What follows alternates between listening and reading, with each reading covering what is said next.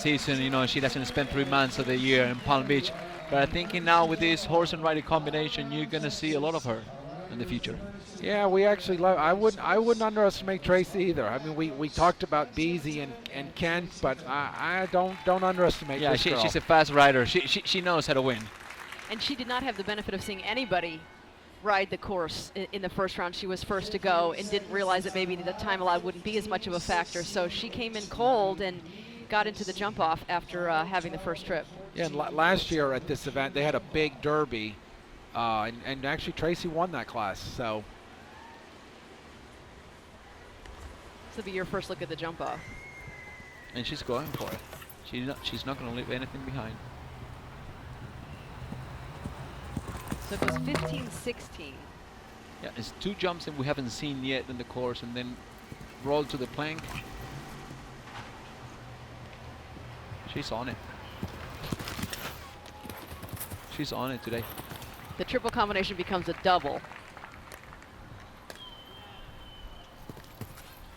Double H Oxer to the vertical.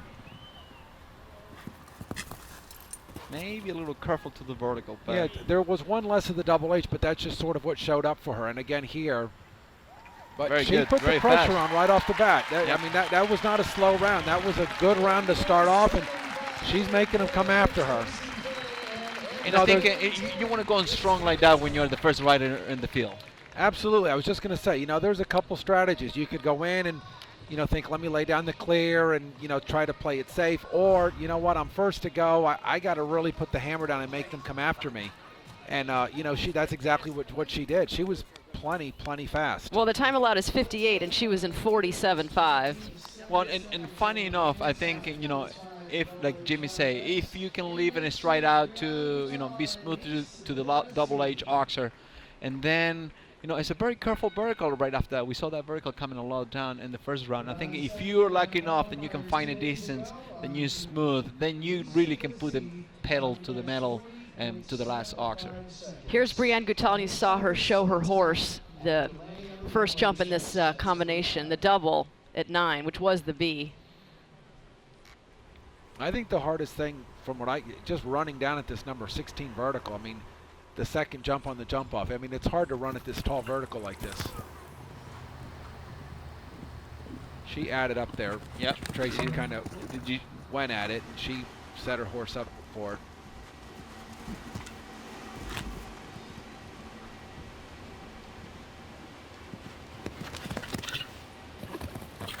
it. The stallion's jumping fantastic today. That showed up for her a little better than it did for Tracy. Well, she hammered that, but got away with it. Now she's running. Now she's she going was for fast here. She. Yep. She just got her. Just got her. And I think you're going to see this time, you know, if you have somebody like, you know, busy right now or Ken, you're going to see that time down for about a second. I think Tracy was ahead everywhere. I think where Brianne got it was really to the last jump. She really, when she turned the corner, she really let loose at the last jump and left really long at the last jump. And I think that's where she got her. I mean, she just barely nipped her. And she, you know, Brianne got quite lucky and the tall vertical before the last Oxer too. Yeah, she got a hard rub at that vertical, but you know that's the name of the game. I mean, you need a little luck. You need, you know, I'd rather be lucky than good. Right? That's for sure. I mean, you need a little luck in this sport. Okay, here comes BZ on Via Volo. As they say, I take my luckiest day to my best riding day. Yeah. Well, right off the bat, we had 2 fast riders, so BZ knows what she has to do. You know, I think she was standing at the gate there, and she watched Brianne go. So, you know, for her, there is no playing it safe. She's, you know, it's all or nothing.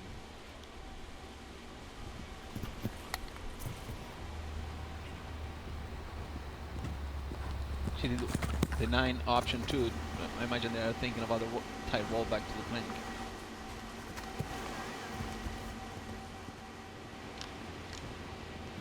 She was fast there. Wow, that was very fast. The mare was amazing there. To come into a double that fast and that strong and back up at the B element was unbelievable. Great through that Oxer. She did one less here.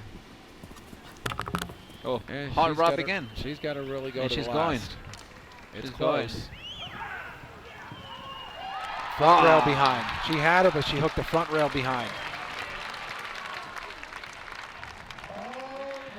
You know, and funny is, you know, that's the name of the game.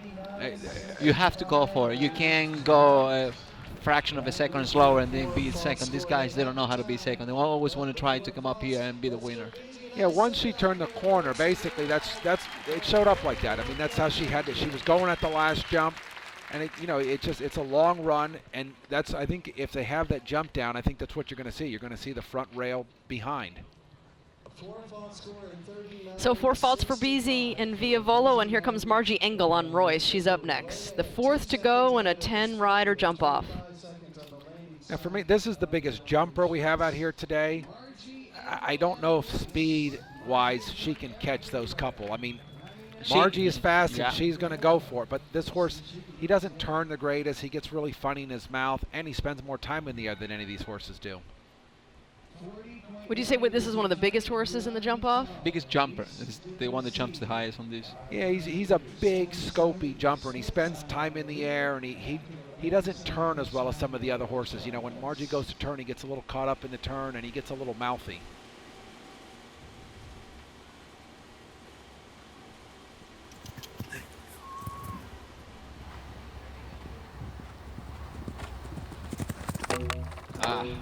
See what?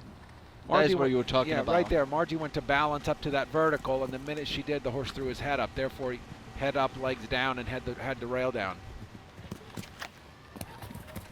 But then amazing jump at the double. She really came flying in there, and he got a little flat in, and then just backed up and exploded over B.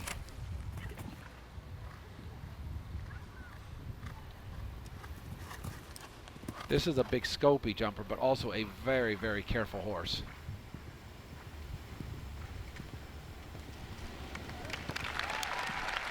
That was a good round. That was a shame. It's funny that you mentioned about the mouth, because when she went to settle, you can really notice that he wasn't playing that game. I mean, that's the only thing that gets this horse in trouble a little bit. You know, he definitely has a little bit here. We're going to see it in slow motion.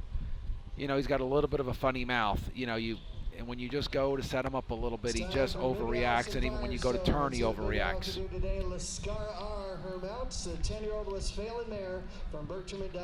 So Margie finishes with a 4-fault jump off, and Lascara R and Alison Robitaille are in next. They're 5th to go, halfway through after this of our 10-rider jump off.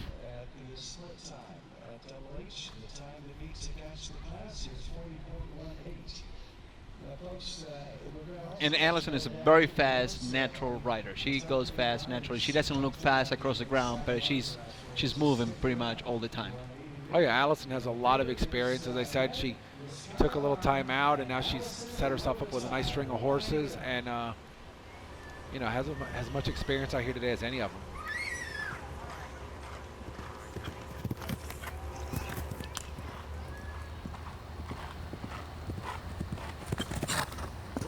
She actually rode that line probably the best of anybody. She, you know, set it up early for the 9. A little slower here. Yeah, a little wider. She's trying to make it up. She's going for it. Flat Maybe in there. a little bit too flat. Yeah, you know, the way she jumped the plank so careful, a little wide, and then she was still trying to do the same striding that the others did, and it just got too flat for her. And again, hooked the front rail behind.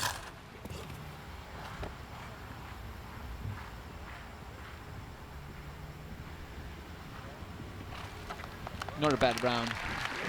No, I mean, that's the slowest of the ones we've seen so far. So after the first 2 were clear on the jump off, we've had 3 straight with 4 faults. So we have still Brianne Goutal leading the way with 40.18 is the fastest time, and Tracy Fenney, who went in first, 40.75, stays in second. Beasy Madden, Margie Engle, and now Alison Robitaille, all with 4 faults. As we bring in both Jimmy's favorite, Ken Harrington, his favorite 2-1 Useco, and I think Z mentioned him too. Yeah, as well. As one of the he's favorites. Everybody's favorite. That's right. You know, you can, this rider, you can, you know, take it for granted. This guy, it will lay down a clean round, and you know, it's a contender every time that he walks in the ring, and you want to pay attention. As I say before, we always talk about him, and I think he brings his game to a different level since he's spending quite a bit more time now in Europe, and Spruce Meadows his riding is going to the next level. This horse naturally wants to be a slower going type of horse, but Kent won't allow it. Kent, and he did one less stride there. Kent did 8 strides. He's the only one that's done that. You know, and Kent knows the horse is more of a slower type, so his strategy is, I'll leave out a stride and I'll outstride him. He got a little call coming out of the ground out there. You know, I think Ken was pushing, but the jump fit away a little bit from him. Yeah, I mean, Ken really had the right idea. He galloped up and then he went to just set the horse up and support the front end a little bit. And I think when he did, the horse just got in midair and just held himself and had the back rail. Not a typical rail this horse would have. So he is the 4th straight to have 4 faults. His time 40.97, but we're still with 2 double clear, Tracy Fenney and Brianne Goutal. Here we see it in slow motion. We've been having rails since you got quiet. You need to help us out and cheer them on a little bit more. We've got 4 more to go. Yeah, we have had the crowd has been quite still watching this these amazing jumpers. I think everybody's enjoying the day. They're standing out there. You know, they're a little bit on the. Well, they're nervous, I think, for the riders. Cloud 9 today. Yeah, and I think we have a lot of newcomers today. You know, this was very well publicized, and we got a lot of people come out today that maybe don't know a lot about show jumping. I think they're just in awe. Yeah. You know, I don't want to jinx everyone. I'm just looking at the list and the last few riders that we have, and you know, and Charlie and Katie probably they are the two the ones that they can go and try to get Brianne out of this field. I agree. I mean, Katie, especially riding with McLean, there's no riding for second today. I mean, he's going to send her to go for the win, and she's got a very fast horse and a very careful horse, so, you know, he's going to send her all out. This is Leslie Howard on tic-tac. She is the first of 4 remaining in the jump-off. You know, this horse, again, as I said in the first round, he's a little mouthy. I just don't see him being able to be fast enough in the turns because he just gets a little bit mouthy.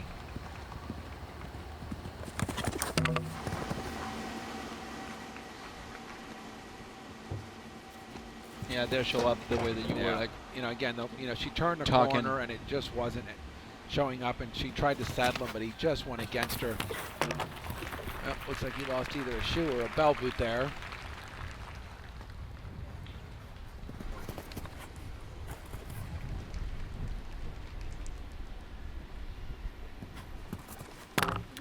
You know, now Leslie's just trying to finish up on 4 faults. She's not really going after the time.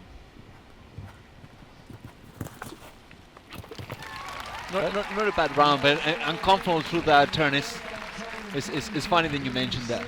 Yeah, and I think, you know, we got to remember, you know, Leslie is riding with a broken bone, and I think, you know, that's a big, big jumper, and I think a big horse for the future. I think Leslie's been looking for that horse for a number of years now. You know, Leslie's had a number of top horses. She's ridden in a couple Olympic games. She rode in the '96 Olympics.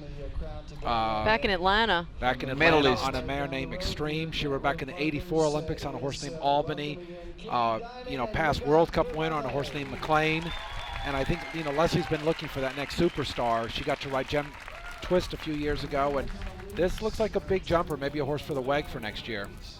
And now we go to Katie Dinan, the first of 3 remaining. This is Nugget, her big horse, her number 1 superstar, and she's going to try to beat 40.18 in a clear round of Brianne Goutal, who right now is leading the way. Well, this is her little horse. Right. This is her little big superstar. It's right out of the bat, she's putting the pressure on the horse she won't go. He always does that. This horse always does that on course, and, you know, maybe loses a little bit, but he's such a feisty little fast horse. A little deep there. She's a little behind. She's got to pick it up here if she's going to win this class. She's got to shape right on the here. next jump. Yeah. And she added up there. I think she's slightly behind. She did 1 less here. She got it from behind. Yeah, you know, she was trying to play catch up, and she left it out to that tall vertical. Yeah.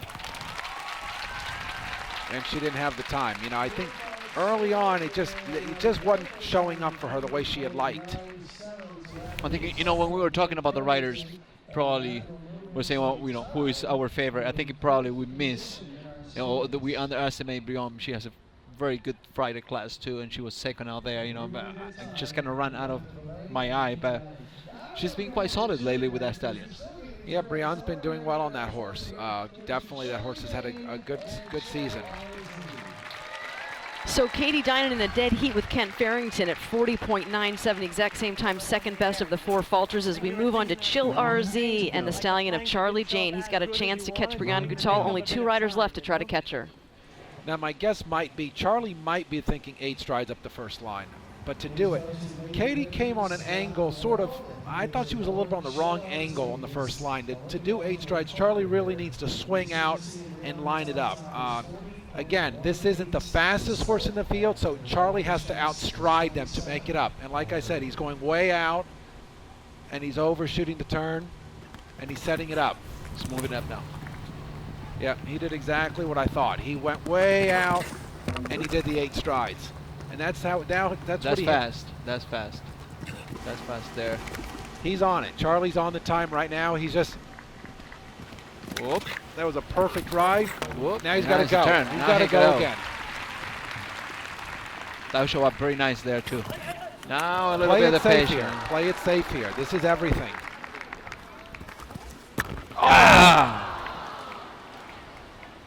That was really a shame. I mean, that was about as well written as it could have been. I mean, even in slowing down for the last He jump, had it. he got it. Charlie basically, in my opinion, that was a textbook ride from start to finish. The horse didn't come up with the jump he'd like there, but Charlie could not have ridden that round any better. He moved up out of the Double H auction, and then he settled down just perfectly fine, and the horse couldn't give in to him. You saw there in the entrance, Kirsten talked to Charlie. I think my guess would be she's questioning him about the 8 strides from 1 to 2. Again, this is a big mare, you know, hard mare to maneuver. So, you know, she might be thinking about the 8 strides also. Charlie did it easy. I mean, the 8 was not a problem for him at all. The only 2 riders we've seen do it now have been Charlie and Kent Farrington. And believe it or not, I think what you say right after the the combination 9AB or BC in this case, you really have to go forward and get the Double H oxer out of an open stride. If you try to settle, try to find a kind of careful distance, and you get a little bit of the conservative distance out there, you lose quite a bit of time.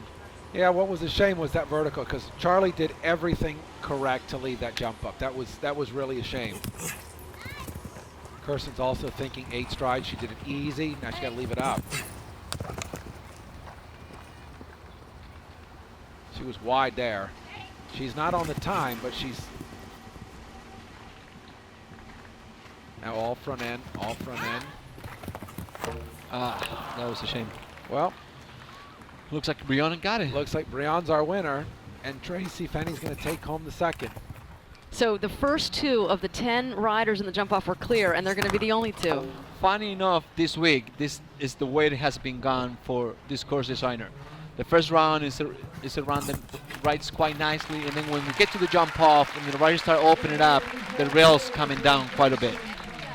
Yeah, I mean, as I said at the start of the jump off, that, you know, having to jump that pesky vertical, that number 12 vertical in the jump off, I thought was going to be very difficult. I thought the plank and that vertical were going to be the 2 trouble spots, and I think we saw the plank come down once or twice, and we saw the purple vertical come down a few times. So very hard to jump those 2 jumps at a fast speed. So here is Brianne Goutal taking her victory lap, and she is the winner of the 2013 American Gold Cup. Congratulations to Brianne. She wins the class, the $200,000 World Cup qualifier.